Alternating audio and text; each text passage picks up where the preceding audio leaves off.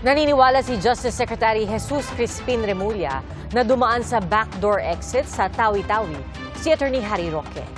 Pinabulaanan naman ni Roque ang alikasyong mayroon siyang multiple passports. Saksi, si Salima Refra.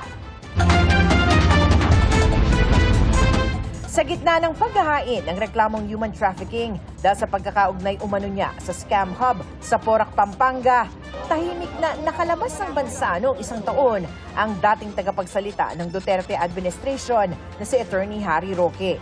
Palaisipan noon kung paano nakaalis si Roque na hindi namamataan ng mga otoridad kahit pa may inisyong Immigration Lookout Bulletin Order laban sa kanya. Nasa inspeksyon ng immigration area ng NAIA kanina si Justice Secretary Jesus Crispin Remulla. Anya, nag-backdoor exit si Roque nang nakalis ito ng bansa. Sa Tawi-Tawi dumaan yan. Ako sir, saan siya nagpunta? Malamang nagbangka o nag-speedboat papuntang Malaysia via Sipadan and Sabah.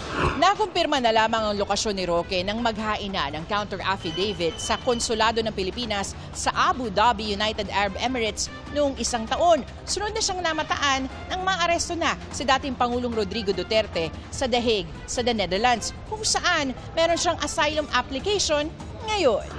May warrant of arrest si Roque ngayon para sa non-bailable na kasong qualified human trafficking, bunsod ng ni-raid na scam hub na Lucky South 99 sa Porac, Pampanga. Sabi ni Remulla, pinapakansela na nila ang 2 hanggang 3 passports na hawak umano ni Roque. Parehong regular passport. Di bali sana, kung official pa rin siya, meron siyang diplomatic tsaka meron siyang regular.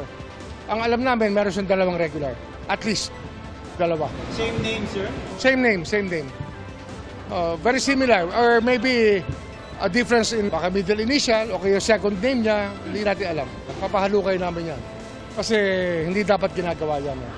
Sa isang pahayag, tinawag naman ni Roque na fake news ang sinasabi ng Administrasyong Marcos na meron siyang multiple passports.